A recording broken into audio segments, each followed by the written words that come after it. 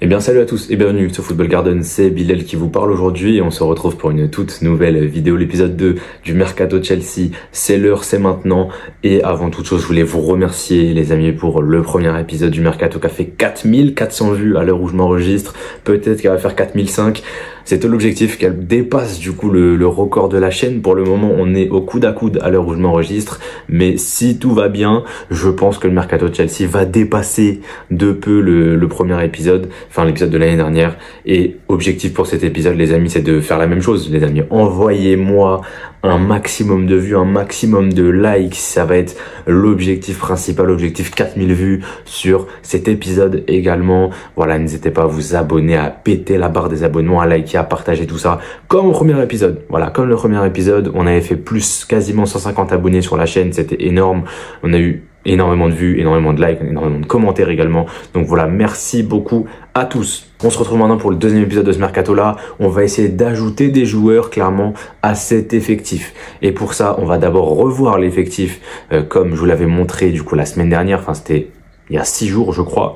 Du coup, on a dans les buts Petrovic, Jorgensen, Cucurella à gauche avec un point d'interrogation, Colwill Vega à gauche, Chalobah, Fofana, Tosin à droite, James Gusto en latéraux droit avec évidemment Achimpong point d'interrogation. Mais vous verrez que du coup, j'ai changé dans cet épisode, j'ai enlevé Achimpong, j'ai définitivement gardé Malo Gusto, hormis très gros off, mais voilà, je pense pas qu'elle arrivera. On a également Enzo Caicedo au mitard, on le sait déjà avec Santos, Chukwuemeka, Esugo et Lavia qui sont là en backup. Neto, George, Sancho pour l'interrogation à gauche, Madueke Estevao à droite, Palmer Félix en 10, point d'interrogation, Delap en pointe. Depuis le premier épisode, il s'est passé pas mal de choses IRL au niveau du mercato. Déjà premièrement, Delap a été officialisé. Alors du premier épisode, on avait eu le Here we go de Fabrizio, mais là on a eu le tweet officiel de Chelsea. Autre information qu'on a eu, Palmer prend le numéro 10 de Mudryk. Alhamdoulilah, enfin il était temps quand même. Et aussi, qu'est-ce qu'on a d'autre?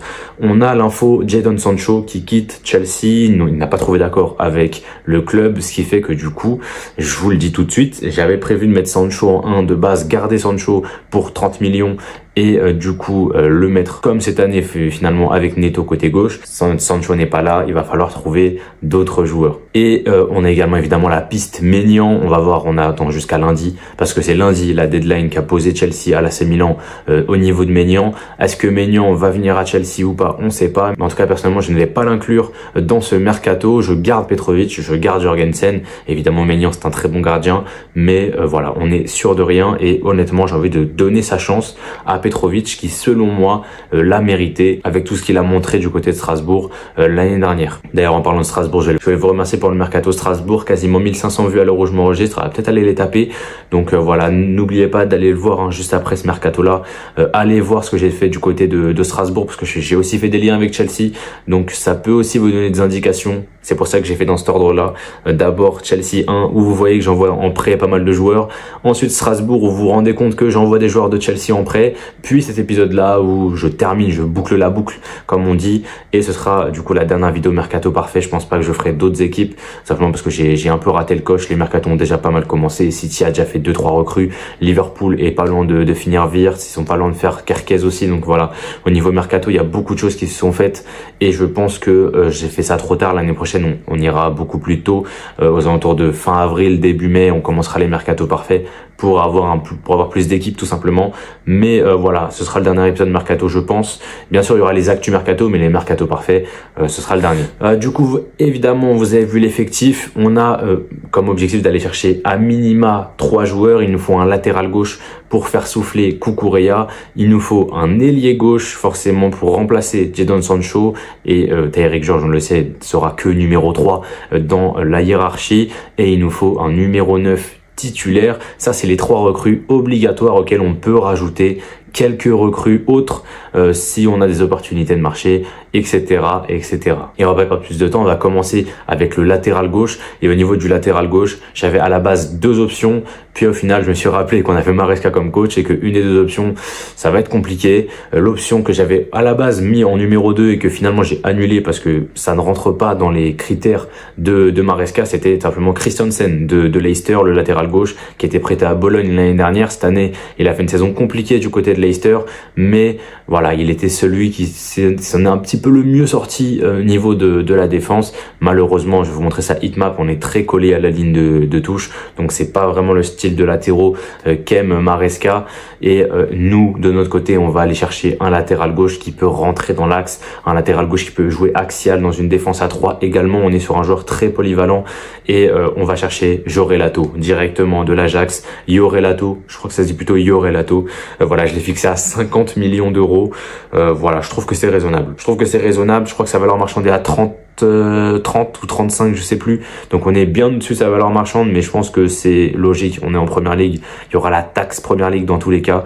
Donc je pense que va falloir aller poser 50 patates pour Jorelato. On rappelle quand même, au cas où, pour ceux qui n'auraient pas vu le premier épisode, je vous invite à aller le voir, et pour ceux qui auraient oublié, on a 300 millions d'euros de budget à peu près sur le mercato, avec les 280 millions de ventes. On a comme objectif de rester à peu près dans les clous, et pour ça, Jorelato, 50 millions, c'est ok. Voilà, c'est ok. On est sur un très jeune défenseur qui va apprendre avec Cucurella, qui a beaucoup plus d'expérience que lui, et ça peut être que bénéfique pour la suite, parce que Hato, d'ici 3-4 ans, Cucurella soit va devenir numéro 2, soit va partir, et Hato à 22-23 ans est titulaire à gauche et il va montrer de très belles choses, j'en suis déjà persuadé. En tout cas voilà, on avait directement la piste parfaite côté gauche, Jorelato est la première recrue de la saison, de cette saison 2025-2026. On continue avec l'ailier gauche, évidemment Sancho est out désormais et on a du coup 3 possibilités selon moi qui s'offrent à nous. Les 2 premiers c'est des pistes faites par le club et le 3e les amis c'est une piste que moi j'apprécie énormément. En tout cas en numéro 3 je vais mettre simplement Jamie Bynoe-Gittens qui est ciblé par le club.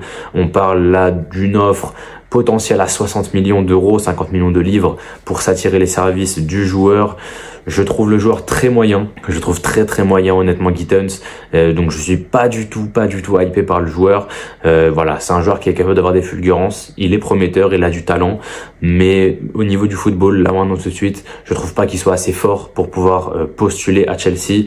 Voilà, il est beaucoup trop loin du niveau de Neto qui lui-même est pas non plus exceptionnel, donc pour moi Gittens ça part en 3. Au numéro 2 maintenant, la deuxième option qui s'offrait à nous il y a quelques semaines déjà, et même au niveau du mercato hivernal on parlait déjà de lui. Il y a d'ailleurs une vidéo qui est sortie sur lui sur la chaîne YouTube, Alejandro Garnacho, que je mets en numéro 2. Pourquoi je le mets devant Gittens? Juste parce qu'il connaît la première ligue, qu'il a joué depuis 2-3 saisons en PL.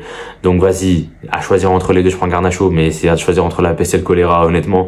Donc ouais, je prends Garnacho en numéro 2 devant Gittens, c'est à peu près le même prix. Donc voilà, United cherche absolument à s'en séparer. Et voilà, on a vu le comportement du joueur, notamment lors de sa tournée de pré-saison. Là, c'était vraiment catastrophique. Donc ouais, non, Garnacho, je le prends pas du tout. Franchement, je prends ma piste à moi, dont je vais vous parler juste après. Mais clairement, la saison de Garnacho est pas top. Et surtout, voilà, c'est au niveau du comportement. Comme Gittens, les deux, ils ont un comportement de merde. Et ça, je déteste. Je déteste. Donc voilà, que ce soit Garnacho ou Gittens, c'est 2 pistes faites par le club, c'est 2 pistes que je n'apprécie pas du tout. Vraiment, je ne veux ni l'un ni l'autre à Chelsea. Et moi, ma piste, elle est tout autre. Ma piste, les amis, il faut aller chercher du côté de la Serie A. Et là-bas, on a des petits talents. On a des petits talents déjà avec Vara en janvier, qui malheureusement derrière est parti au PSG et a pété la Ligue des Champions. Donc au final, voilà, il a fait le bon choix. Mais aujourd'hui, il faut qu'on aille chercher un autre ailier de là-bas et qu'on aille déloger un peu ce mec-là parce que franchement, il veut partir depuis tellement de temps. C'est le ballon d'or africain en titre, les amis, c'est Ademola Lookman que je vais chercher. On parle là de 40 millions d'euros. Il y a même certaines sources qui disent 30 millions, mais je pense qu'à 40-45 millions, t'es sûr de l'avoir. Donc voilà, il est un petit peu plus âgé Lookman que les 2 autres, mais c'est un joueur de grosse qualité et surtout les amis, il est fort, ça fait 3 saisons d'affilée en Serie A où il va chercher plus de 10 buts, je crois qu'il fait genre 18, 17, 15, c'est magnifique. Voilà, il a été performant en Coupe d'Europe, il a été performant l'année dernière en Europa League, on se souvient de son triplé contre Leverkusen. On est sur un joueur qui clairement mérite d'aller chercher un step, même si l'Atalanta évidemment c'est même plus fort que Chelsea je pense actuellement, mais on va dire que sur le long terme je pense que Chelsea a peut-être plus de garanties que l'Atalanta de faire quelque chose dans toutes les compétitions qu'ils vont jouer. Donc voilà, je prends Lookman personnellement et à la base j'aurais pris Sancho, Lookman était en 2, mais vu que Sancho est out IRL, je l'ai exclu forcément du mercato et je prends Lookman en numéro 1, Garnacho en numéro 2 et Gittens en numéro 3. Et dites-moi dans les commentaires si vous avez d'autres pistes en tant qu'ailier. J'ai, pour vous dire la vérité, effacé Nico Williams pour une raison très simple, c'est pas forcément le prix qui m'aurait dérangé parce que voilà, 70-80 millions pour lui, honnêtement, c'est pas si dérangeant. Maintenant, le gros problème de Nico Williams, c'est le salaire qu'il demande.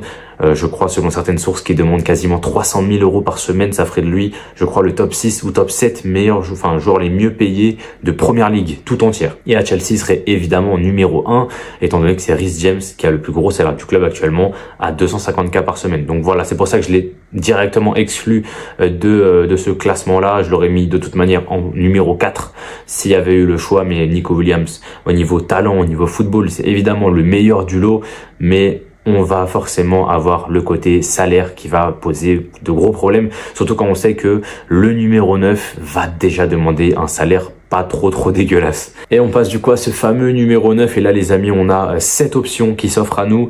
On a du coup, je crois, combien, 1, 2, 3, on va dire 3 options qui sont dites vraiment dans les plans de Chelsea. Il y en a une, on parle de lui de temps en temps, mais honnêtement, je crois pas que ce soit vraiment top. Et il y en a 3 que j'ai rajouté moi-même, avec un qui est quand même ciblé par le club, et vous verrez pourquoi. Mais on a du coup 7 options pour Chelsea, et vous allez les voir tous les 7 à l'écran apparaître tout de suite. On a du coup Benjamin Šeško de Leipzig, Victor Osimhen de Naples, Victor toujours Gyökeres cette fois-ci du Sporting, Hugo Ekitike de Francfort, Matteo Retegui de l'Atalanta, Emmanuel Emega de Strasbourg et Yohan Wissa de Brentford. Les amis, c'est mes 7 options en tant que numéro 9. Et là tout de suite, je vais en effacer 2 que je vais mettre en numéro 7 et numéro 6. C'est Emega et Wissa. Pour moi, c'est les 2 qui n'ont pas le niveau en fait simplement de Chelsea, pas encore pour Emega, et pas le niveau pour Wissa. Je pense que Wissa n'est pas a juste fait une grosse saison, mais vraiment dans un contexte très particulier où clairement le football passe par lui, et je trouve que à Chelsea, il aurait beaucoup plus de difficultés à s'intégrer dans cette équipe-là. Et est-ce que Emega est vraiment plus fort que Jackson? Wissa, est-ce qu'il est vraiment plus fort que Jackson? Pour moi, il est plus fort, mais est-ce qu'il est vraiment plus fort?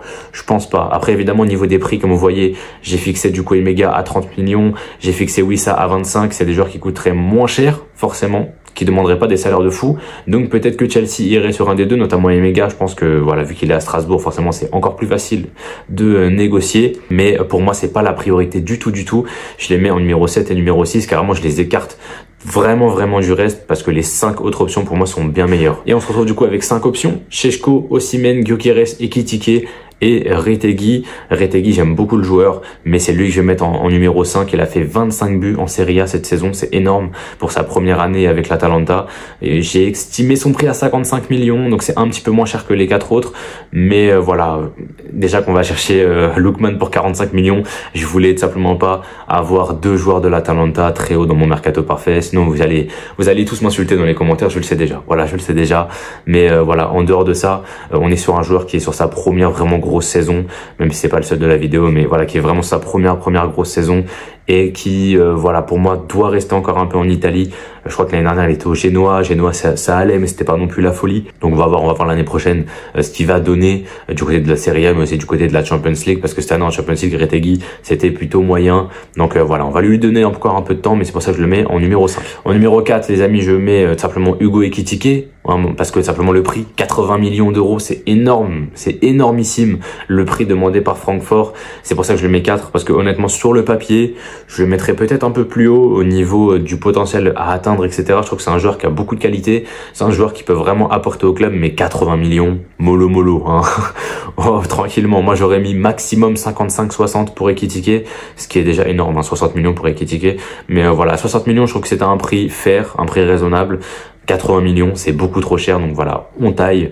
Et Ekitike qui prend le numéro 4, je ne le prendrai pas en tant que joueur de Chelsea. Et on a du coup 3 options, les amis, qui s'offrent à nous, et là pour le coup les 3 options me vont. Voilà, si on fait un des 3 joueurs, ça me va, dans le sens où que ce soit l'un ou l'autre, ça me fait plaisir. Et c'est pour là que je vais tout simplement vous mettre des stats. Voilà, je vous mets des stats pendant que je parle, évidemment, qui apparaissent à gauche, à droite. Normalement vous le voyez déjà depuis le début de la vidéo, mais je vous mets des comparaisons entre les 3 joueurs. Šeško, c'est un joueur qui a eu beaucoup de mal cette saison, notamment en Bundesliga.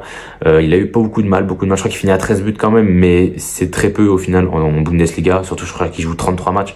Donc voilà, il a pas non plus fait une saison de dingue. Il a eu beaucoup de difficultés. Cela dit, en Champions League, il s'est très bien géré. Donc voilà, va falloir un petit peu peu mettre le pour et le contre au niveau du joueur, surtout qu'au niveau potentiel, parmi les 3 joueurs qui restent, c'est le meilleur des 3, je pense. Celui qui a le plus gros plafond à atteindre, c'est Šeško. Mais est-ce qu'il va atteindre ce plafond? On ne sait pas, sachant que les 2 autres ont déjà atteint leur plafond et le plafond est quand même assez monstrueux. Gyökeres ou Osimhen, voilà, les 2 sont absolument phénoménaux. Évidemment, dans le site DataMB, je pouvais pas mettre simplement la Turquie avec les autres championnats. Donc du coup, j'ai mis la Turquie tout seul. Et comme vous pouvez voir à la fiche DataMB, hein, vous voyez où est Osimhen, c'est affolant. J'ai mis les buts par 90 minutes et le ratio d'occasions créées. Donc tout simplement, la faculté d'un attaquant à finir ses actions et à participer au jeu également. Et quand on voit Osimhen en Turquie, c'est affolant parce qu'il est tout en haut à droite. Donc il est à la fois le meilleur en termes de buts marqués et le meilleur en termes de ratio d'occasion créée. Maintenant, évidemment, on le sait, c'est pas un joueur qui est dans un grand championnat et c'est aussi le cas pour Osimhen, qui est bien placé dans le classement avec les autres mecs, mais qui est bien placé en termes de buts, pas tant que ça en termes de ratio d'occasion créée, où Ekitike sort un petit peu mieux par exemple. Maintenant, Ekitike est aussi plus bas en termes de buts marqués. Donc, faut savoir sur quel pied on va danser. Est-ce qu'on privilégie un attaquant à la finition clinique comme Gyökeres, comme Osimhen, ou est-ce qu'on prend un joueur qui crée beaucoup d'occasions, comme Osimhen encore une fois, ou comme Ekitike? Et pour moi, la question elle est vite répondue. Un joueur peut faire les 2, on prend lui. Clairement, on prend un mec qui est capable de marquer et qui est capable de créer du jeu, de faire partie des occasions, etc. Donc évidemment, vous l'avez compris, en numéro 2, je mets Gyökeres, et en numéro 1, les amis, je prends Victor Osimhen, qui pour moi sera le titulaire à Chelsea. En fait, sur 5, 6, 7 ans, clairement, il aura sa place en tant qu'indiscutable pendant ce laps de temps-là. Et clairement, on sait, il demande un très gros salaire. Voilà, il demandera le plus gros salaire du club, un des plus gros salaires du championnat.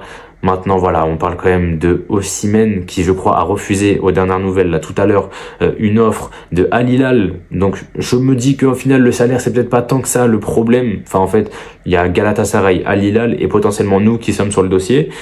Al Hilal a proposé, je crois, une offre à Naples. Je pense que Naples l'a accepté parce que Fabrizio Romano nous parle seulement de l'échec de négociation avec le joueur et pas avec le club. Donc, je pense que le joueur n'est pas tombé d'accord avec eux.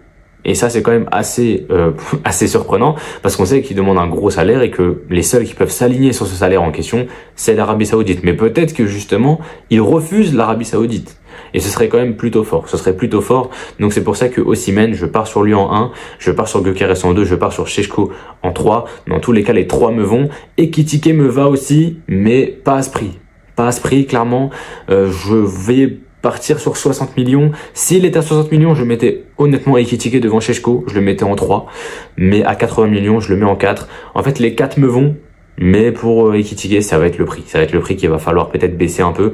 Mais le joueur, il y a beaucoup de talent, beaucoup de potentiel. Encore une fois, c'est un joueur que j'apprécie beaucoup. Et je pense que le flop du côté du PSG, c'est surtout dû au PSG plus qu'au niveau du joueur qui a été bon avant, bon après. Il n'y a pas de raison que ce soit pas un bon joueur. Et je vais chercher un dernier joueur, les amis. Je vais chercher une opportunité de marché. Un joueur qui a fait un top match ce soir contre l'Espagne, Ryan Cherki. Je vais chercher Ryan Cherki, les amis, pour être la doublure de Cole Palmer en concurrence avec Félix. On sait que Félix peut jouer sur un côté, il peut jouer même devant, donc ça va apporter un petit peu de versatilité à l'effectif. Et si Félix veut partir, on le laissera partir dans ce cas-là. Mais je vais chercher Ryan Cherki absolument. Chelsea, mettez l'argent sur la table. On sait que City est en pole position pour recruter le joueur. Ils ont fait une offre de 23 millions d'euros refusée par Lyon. Nous, on arrive, on pose 40 direct. On pose 40 direct et on va chercher Cherki. On va chercher Cherki, les amis, pour 40 millions. Pour moi, c'est une opportunité en or avec un joueur de malade mental, un joueur de zinzin. Clairement, ce joueur-là, il peut apporter tellement au club et je pense vraiment que Cherki, c'est le type de joueur qui, au bout d'un moment, peut mettre Palmer sur le banc. Voilà, il peut mettre Palmer sur le banc, sachant qu'aujourd'hui, on n'a pas de joueurs qui sont capables de mettre Palmer sur le banc de touche. Cherki, il pourrait le faire parce que Cherki a énormément de qualité. Et enfin, je vais finir cette vidéo par un « et si ». Les amis, c'est le si Chalobah part. Parce que c'est vrai que je vous avais parlé de ça dans le premier épisode. En cas d'offre de 40 millions, je laisse partir Chalobah l'année prochaine. Si Chalobah s'en va, il faut forcément trouver un remplaçant. Et évidemment, là, c'est un remplaçant anecdotique. Si Chalobah s'en va, je vais chercher un défenseur central droit titulaire à son poste. Et là, les amis, je n'ai qu'une seule option pour vous. À la base, j'avais Huijsen, comme j'en avais parlé la semaine dernière. Mais là, étant donné que Huijsen n'est plus disponible, je vais chercher Jan-Paul Van Hecke, les amis. Le défenseur central de Brighton, qui est juste excellent dans tous les domaines du jeu, hormis la vitesse. Voilà, c'est vrai que c'est assez dommage, mais il n'est pas très rapide. Mais hormis la vitesse, on est sur un joueur de très grande qualité. Et dans ce cas-là, évidemment, avec Van Hecke, Fofana aurait peut-être pas trop sa place et peut-être qu'on l'enverrait aussi en prêt, mais dans tous les cas, ça c'est évidemment anecdotique. Si Chalobah s'en va pour 40, je propose 60 millions à Brighton pour Jan-Paul Van Hecke, qui je crois a 24 ans, 32 millions de valeur marchande. C'est un joueur d'excellente qualité qui va quitter simplement Brighton cet été, je pense. Donc voilà, il faut sauter dessus et il faut récupérer le joueur, mais ça c'est seulement si je vends Chalobah, parce que honnêtement, je pense que Chalobah peut faire le café l'année prochaine avec Colwill en défense centrale. Évidemment, on n'a pas eu Huijsen, j'ai la larme à l'œil, encore une fois. Mais voilà, ça c'est un autre détail. On rajoute forcément du coup 4 joueurs à l'effectif, Hato, Cherki, Lookman et Osimhen, et tout ça pour un montant total de 210 millions d'euros. Et avec ça, selon moi, on a un effectif qui est totalement capable d'aller chercher le titre en première ligue. Et ça, c'est évidemment à long terme, mais là, dès la prochaine saison, de faire top 3, de s'installer comme une équipe parmi les meilleurs du championnat, aller loin en Champions League, peut-être faire un quart de finale de Champions League, ça pourrait être vraiment pas mal pour notre tour. Et en coupe, aller loin en coupe. Mais ça, on en reparlera évidemment d'ici quelques semaines dans les objectifs de la saison 2025-2026, comme j'avais fait l'année dernière.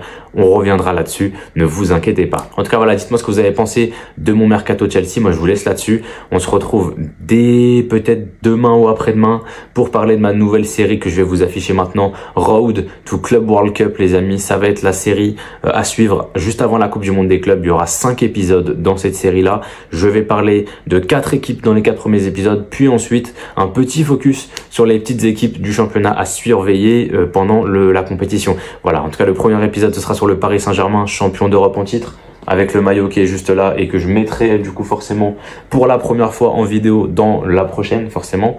Et voilà, on en reparlera quand ce sera l'heure. Road to Club World Cup, ça commence après-demain, je pense, et j'espère que ça vous plaira, les amis, et ça vous mettra aussi dans le bain de cette Coupe du Monde des clubs qui va être excellente et que je vais couvrir du début à la fin. Moi, je vous laisse là-dessus. C'était Billet de la chaîne Football Garden. Portez-vous bien, n'oubliez pas de péter la barre des pouces bleus, liker, partager, abonner, tout ce que vous voulez, commenter. Voilà, vous faites tout. Et mon objectif, c'est d'aller chercher les 4500 vues, encore une fois, sur cet épisode-là, faire autant que le premier épisode. Moi, je vous laisse. C'était Billet. Portez-vous bien. Et la paix sur vous.